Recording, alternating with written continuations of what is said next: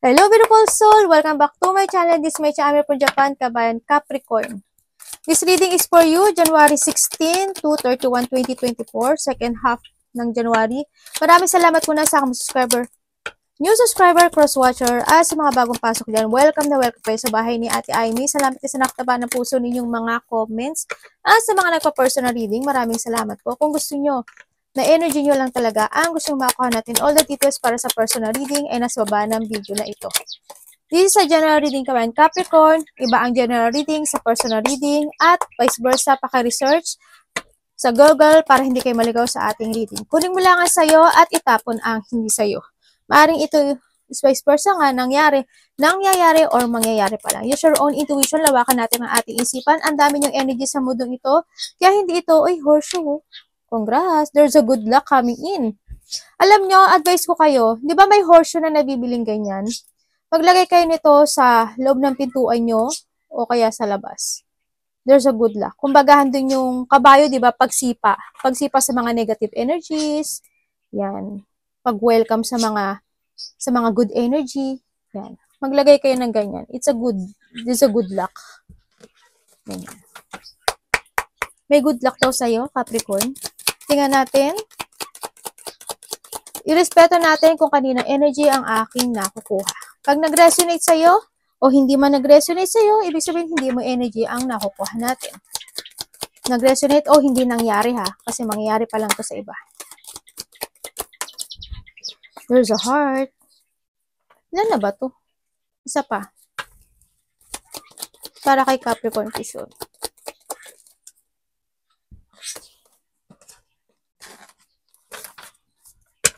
Para kay Capricorn, please.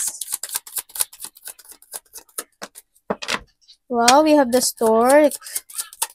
Parang ito na yung iyong umpisa ng iyong tagumpay. Parang handot ka na sa paglaya sa isang bagay. May mga new connections. O, di ba nakatingin ka na sa future.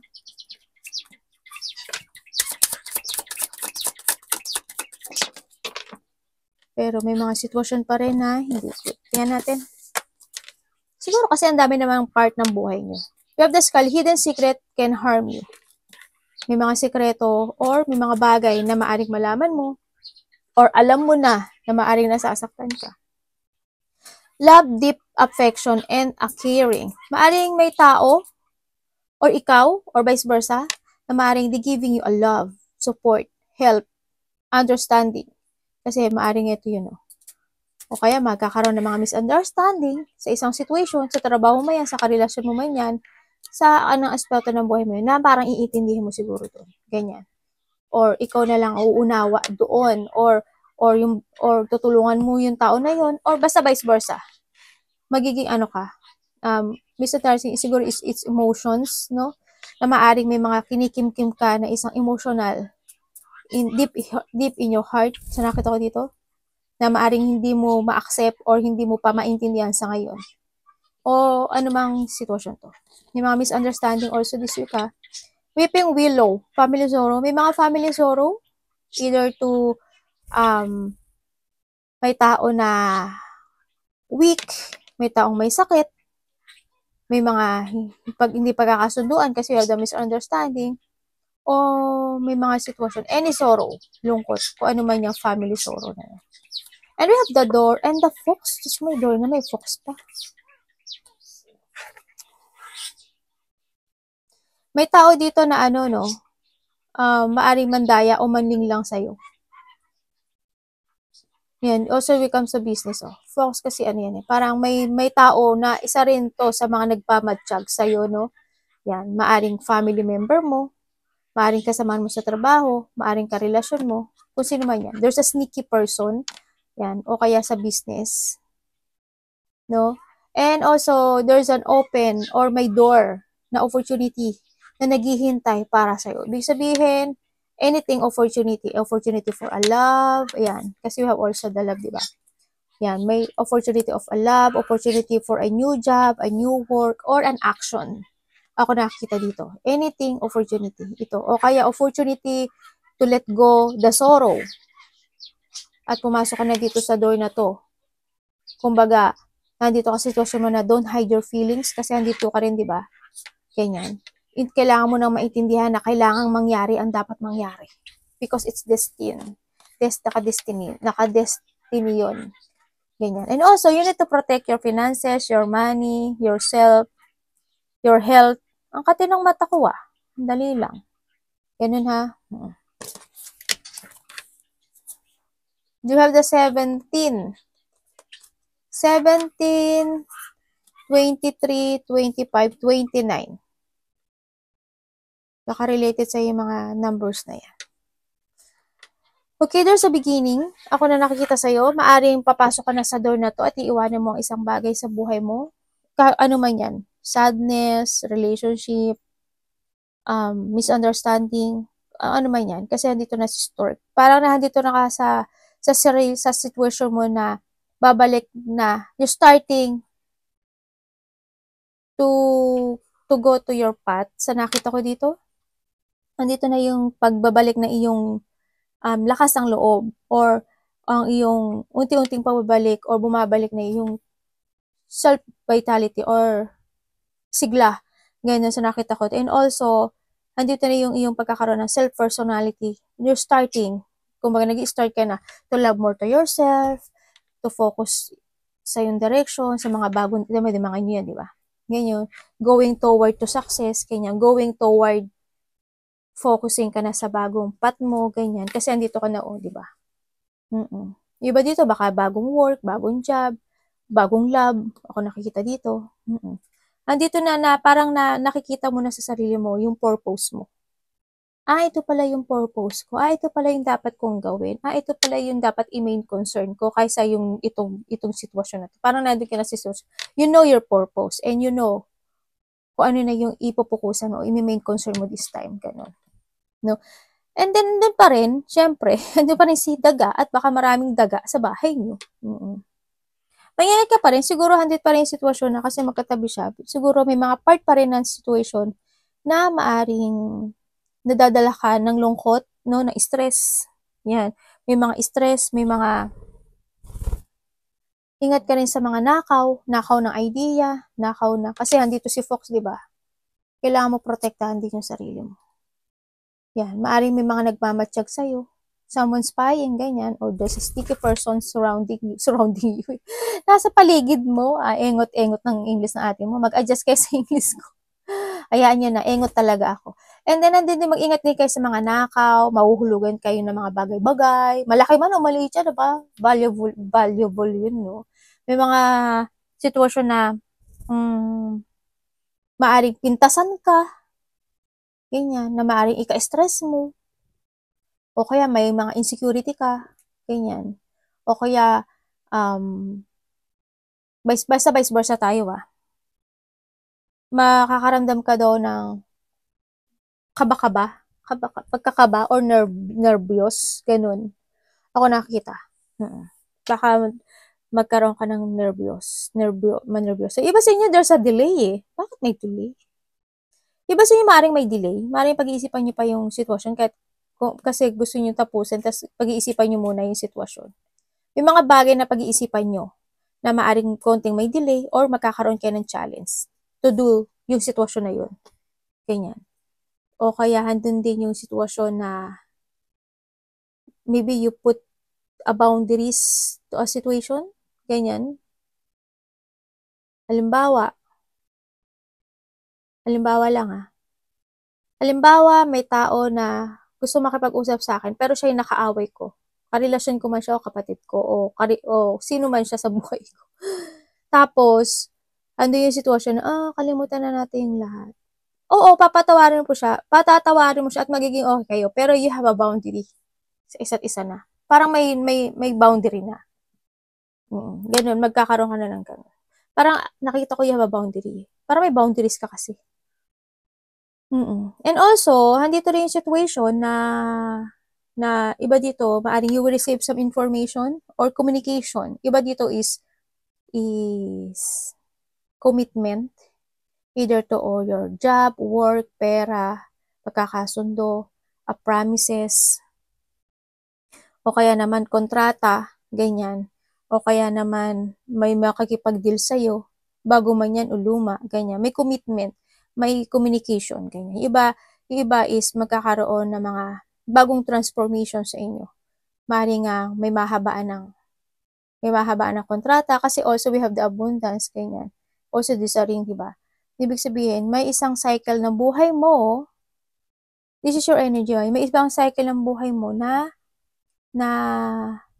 mas more kang magiging intellect or mas masyado kang magiging mag-iisip ka muna to do things, ganyan. May mga ganun eh.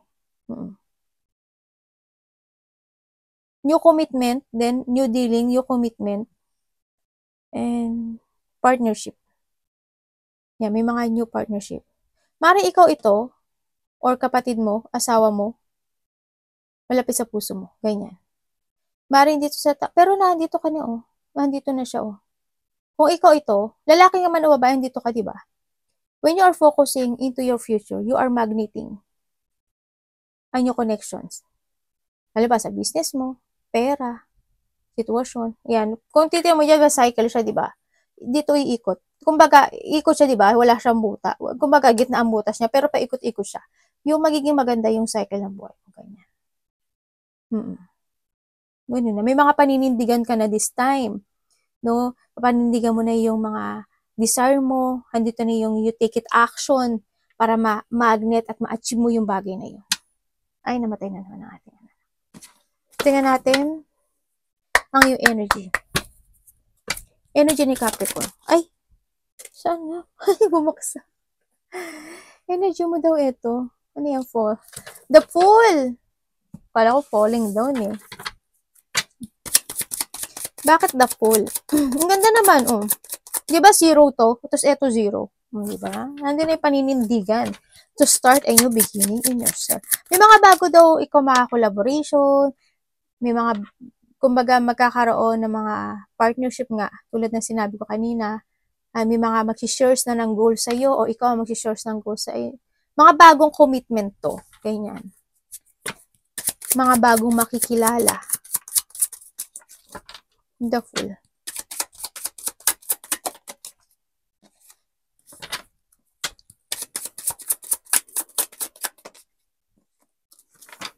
Diba? Ikaw, diba? Bagong ikaw. Diba? We have the Wheel of Fortune. Okay. Good. Very good. Okay, this time, and yung energy mo this week, ang nakikita ko dito is may isang magkakaroon ng mga harmony, o kaya andito na yung sitwasyon na pagkakaroon na magiging, parang babaguhin mo na, marami ka nang babaguhin sa sarili mo. Parang you are resetting yourself in a new you. Yes, there's a beginning. Ibig sabihin, may magtatapos na sa buhay mo, no? May pagtatapos. Magkakaroon na contentment when it comes to yourself. Papahalagahan mo na yung sarili mo, papahalagahan mo na yung bagong ikaw, papahalagahan mo yung meron ka sa ngayon. And then also, andito na rin yung sitwasyon, maybe you are saving your money and you take care of yourself now, sa ganyan. Mas magiging very protective ka this time, sa nakita ko dito, sa sarili mo. Andito rin yung sitwasyon na may mga mag-i-end, no? Ibig sabihin, kung may mga nakaaway ka sa mga tao, hindi kayo nagkaintindihan, malaki man o maliit yan, no? Magkakaroon na ng harmony o pagkakaisa, or magkakabati na kayo, no? Magkakaroon na kayo na panimula. Asawa mo man yan, kung sino man yan, no? O hindi mo lang siya naintindihan, o nagtaas lang siya ng ego, ganyan. Magkakaroon ng understanding to each other, no? Sa nakita ko dito. And also, may mga bagay na maiintindihan mo na. Andito na rin yung magkakaroon na ng peaceful situation sa buhay mo this time. Matatapos na yung mga conflict. Magkakaroon na ng mga teamwork or pagkakaisa, nga tulad ng sabi ko sa'yo. Yan. Magkakaroon na coordination or mararecognize na nila who you are. Ganyan. Si Capricorn, ganyan talaga siya. Very independent person. Pero ano yan, mabait yan. Pero ganyan lang talaga siya. Ganyan na talaga siya. Haring iintindihan ka nila o iintindihin mo na lang sila. Yung mga ganun. Yun na yung energy mo ngayon. Is yung pagbabalik ng, kumbaga, maiintindihan ka na nila at pagre-reset na ng sarili. Kumbaga, doon na rin yung sitwasyon na magiging okay ang lahat. Yung takbo. Maaaring may mga magbibigay ka ng plano. May bibigyan ka ng payo or may magpapayo sa'yo. Ganyan. May tutulungan ka or papayuhan. Tingnan natin. Anong parating kay Capricorn?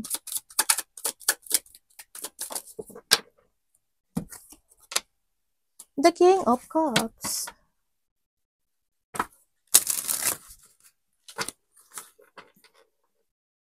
May mga solution na sa problema na nakikita ko sa'yo.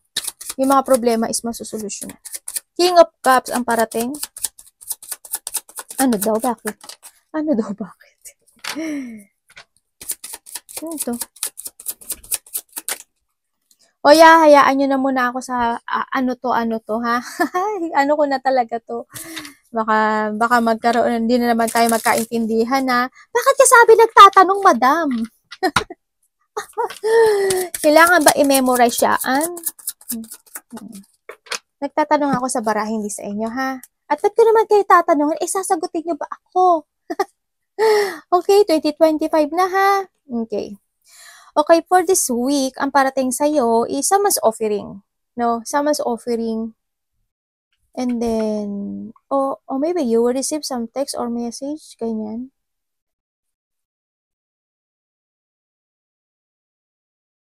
Someone's offering a help or tulong. Oh, ganun din yun no? Ingot lang. Yeah, parang may pagtulong. Parang maghihingi ata sa'yo ng tulong o ikaw ang tutulong. Parang ganun. Ang nakikita ko. Ang parating sa'yo this week. Mari itong tao na to is, basta vice versa tayo Mari ikaw tutulungan o tutulungan mo siya.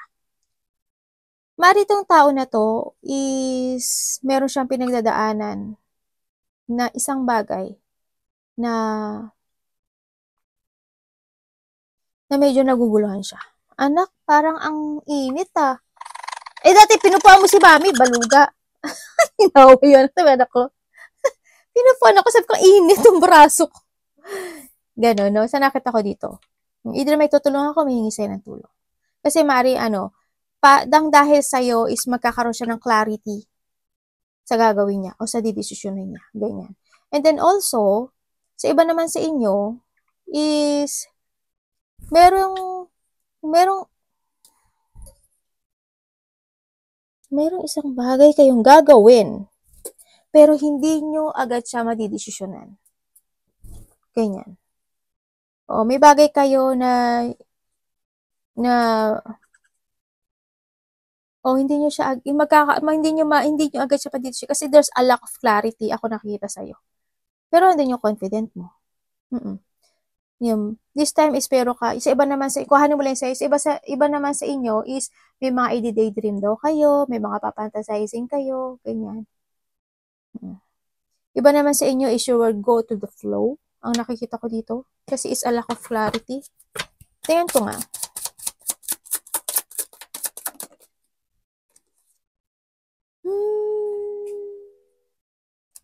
Okay, for what?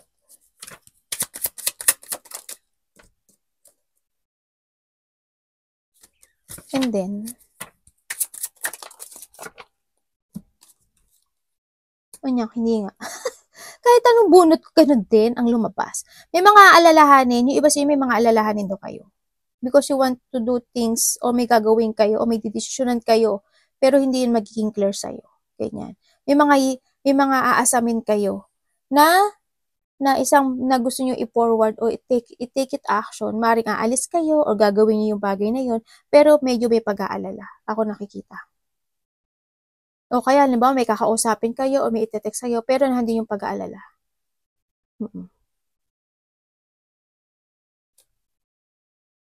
May mga didesisyonan kayo na hindi nyo agad siya madidesisyonan. Ganun din ang sinabi ko kanina. Ganun din siya. Ganun din yung lumabas. Kahit kuhanin ko yan. May mga pagnanais ako nakikita na aksyonan. You need to be aware din sa pananalita. Parang makakaramdam ka raw dito ng painful situation, ganyan.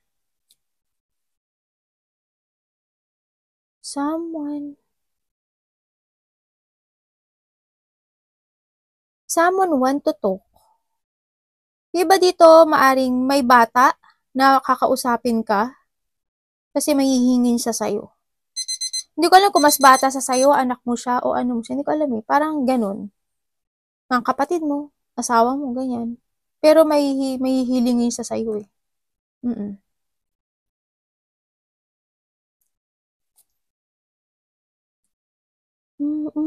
Ganun. Kunin mo lang yung sa'yo dun. Tingnan natin. Ay, namatay na naman ang ating iPad anak. Ang dapat iwasan ni Capricorn. Ang dapat iwasan ni Capricorn. Yung iba sa inyo, masasakit ang ulo nyo. Migraine, insomnia, o kaya yung mga panaginip, no?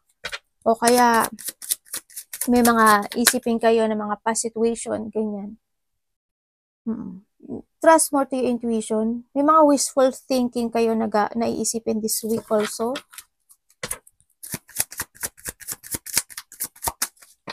Iba dito, siguro there's an anxiety, depression, maliit pa na malaki. Siguro iba worry lang, ganyan. Pag-aalala lang siguro. Dapat iwasan. Hindi naman kasi kayo pare-pareho eh. Lalo na general to, no? Tingnan natin. Judgment. Bakit ang judgment po ang iwasan niya? About what?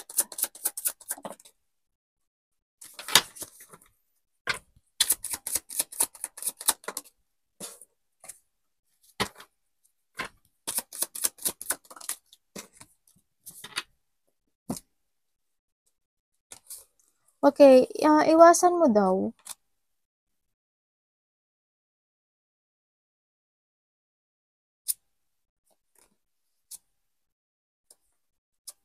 Okay.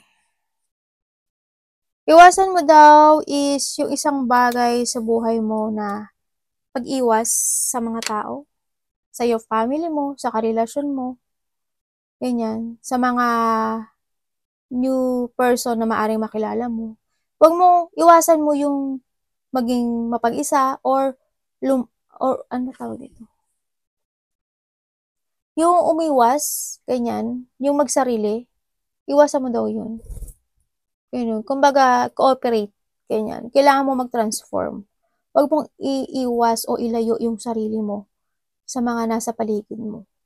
Siyempre, put boundaries, di ba? Hindi naman sinabi na porket lalayo ka sa kanila o iwas ka sa kanila, idadaldal mo na yung buhay mo. Hindi naman.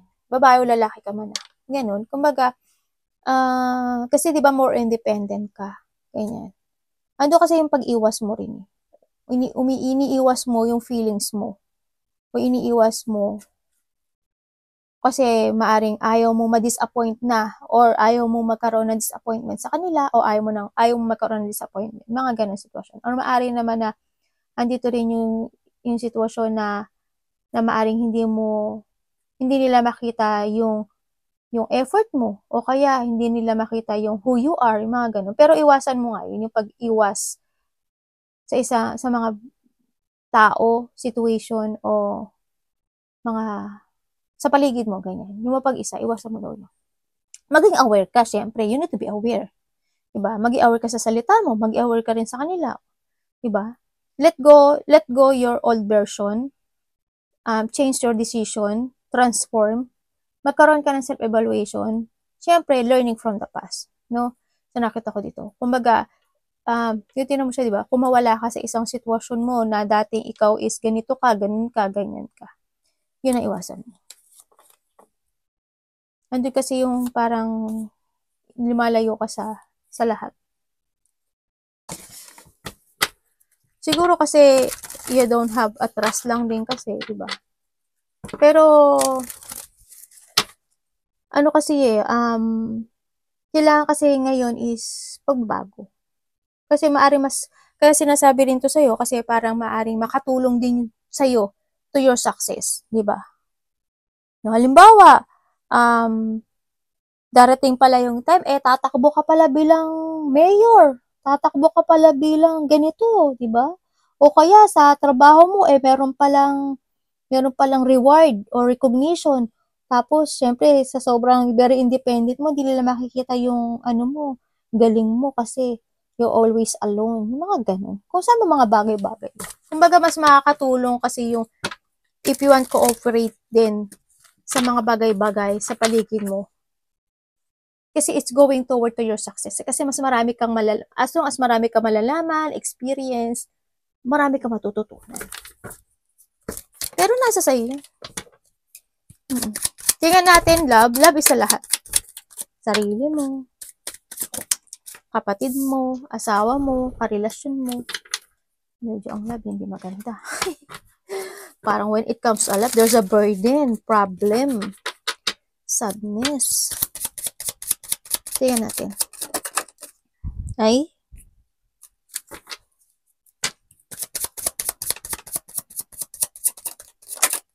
Bakit?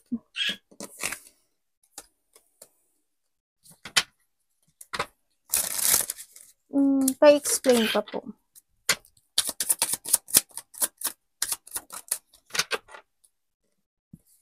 Dalawang beses na lumalabas yung angels mo. Okay. Sabay nangati ako. Na ano kasi yung anak ko, tumatong siya sa balikat ko. Kaso, parang natusok yung balikat ko. Okay, when it comes to a love, maaring hindi ikaw or maaring vice versa tayo, no? When it comes to a love, may tao dito na ayaw magpatalo. May tao dito na hindi siya magpapatalo. When it comes to a love, there's a sadness. Maaring iba dito, there's a betrayal. Ganyan. Maring iba dito, wala na siyang pagmamahal sa'yo. Andun na lang yung they stay or andun na lang talaga yung pagiging kontento niya sa inyong dalawa. Ganyan. Parang pagiging, parang stable lang. Ganyan. Calm. Parang ganun. No? And then, when it comes to a love, andun yung, sinushow mo na you are matatag, pero deep inside you have a sadness. No? When it comes then sa love, ang nakita ko dito is may tao dito na medyo maigsi ang pasensya, no? Hindi ko alam kung ikaw ito o siya na ayaw niya magpatalo or hindi siya magpapatalo actually. And then, yun nga, betrayal. Sa iba, there's a bully or may tao dito na there's no planning sa'yo or planning wala siyang plano na makipagtalo pa sa'yo or hidwaan sa'yo or ano ba tawag ito? May mga ganun. And then, o kaya wala siyang plano in this relationship. Ganyan. No? Kung kayo mag-asawa, maaring itong tao na to is, andyan lang siya para sa'yo. Pero, ganun lang. Pero when it comes sa love, hindi ko nakita yung love eh. Siguro, kontento. Kung hindi naman kayo nag-aaway, being contented. Kasi matagal na rin naman kayo nito. Sa nakita ko. Diba? And sa iba naman sa inyo, kung karelasyon mo to, there's a betrayal. Diba? Maring isa sa inyo hindi nagpapatalo. Kung itong tao na to, karelasyon mo, kahiwalay kayo, o kayo pa, wala siyang plano sa'yo. Andito lang siya to stay because of the needs. Ganun lang. And then, nandito rin yung sitwasyon na hindi ko alam kung ikaw or siya is nagiging matatag lang siya, nagtatatag-tatagan, or, ganun nga. Pero deep inside, there's a pain. Ganyan ako nakikita. Kasi may tao dito na,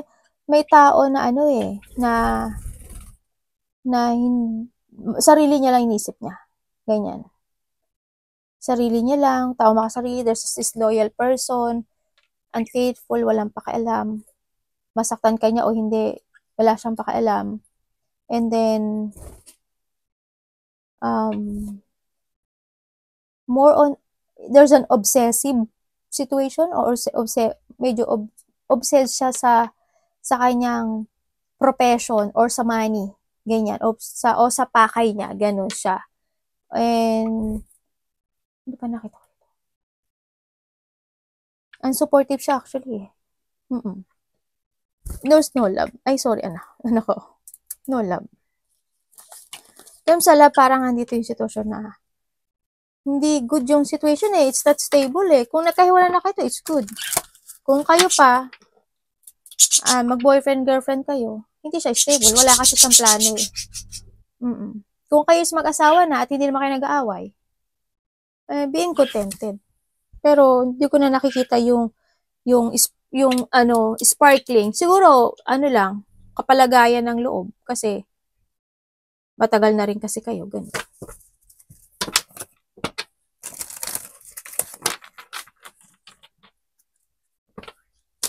Kasi andito na rin yung pagiging cold nung isa. Sige natin sa yung money. Sarili na lang niya iniisip niya. Or they show you a cold. Pero walang love ako nakita. When it comes to money, the cycle and the king. Yeah.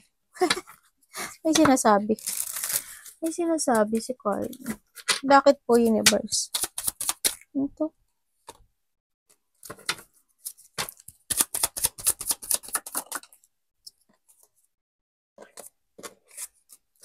Bakit po?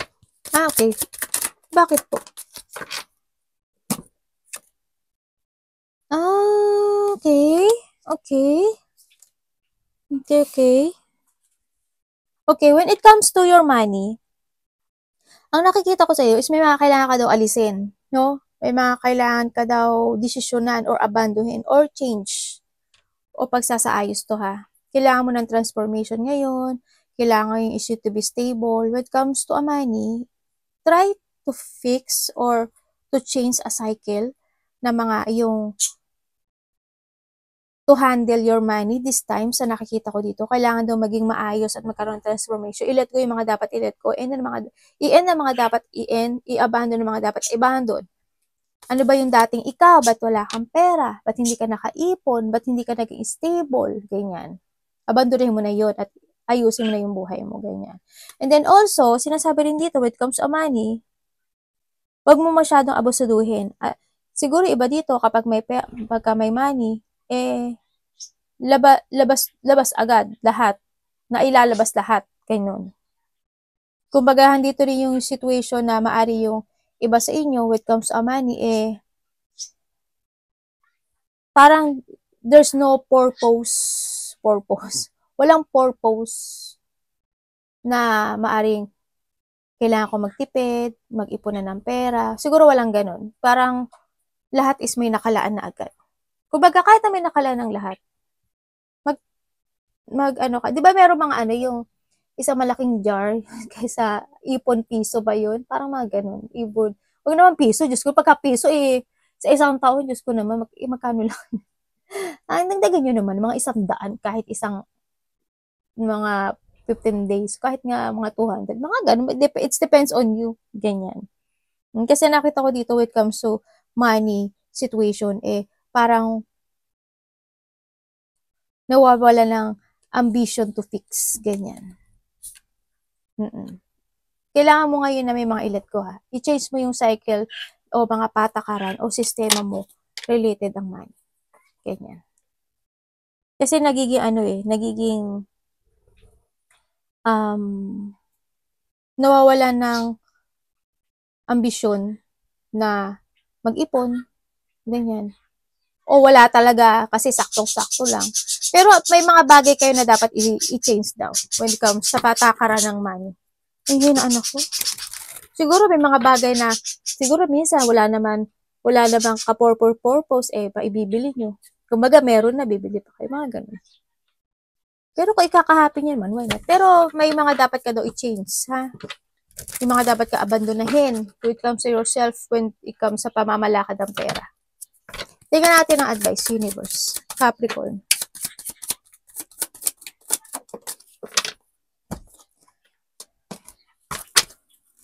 Bakit po? Hindi mo kasi nakokontrol yung pera mo dito Bakit advice naman? Nya. Ay!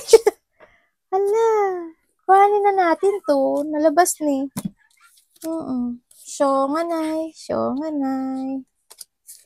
Ang dami naman na ito. Pinahirapan pa ako. Okay. Ang dami niyang gusto kong i-advise sa'yo. Wala na ako magagawa dito. Okay, advice niya sa'yo is wag ka daw masyado emotional. Oo. Kung huwag ka masyado emotional, don't hide your feelings. And something must to let go. Focus to yourself, trust to your intuition. Start a new beginning when it comes to yourself. Focus to your stability, focus to your money, focus to your work. Have a plan also. Have a plan. Huwag mo nang ulitin yung mga dating ikaw. Huwag mo lang ulitin yung mga dating situation. Relationship man yan, pera man yan, old version of you, old decision. Huwag na yun. Huwag na yun, no? Kumbaga, you need to escape sa isang sitwasyon, it's not working to you anymore. Ganyan. And value a situation, love, work, or mga tao na mahalaga sa'yo. No? Binavalue mo naman actually. Pero, kumbaga, sinasabi dito, choose.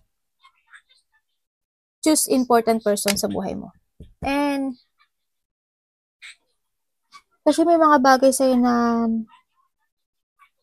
paulit-ulit na nangyari eh. Huwag mo nang ulitin yung dating ikaw o dating sitwasyon ha. Chase your dreams.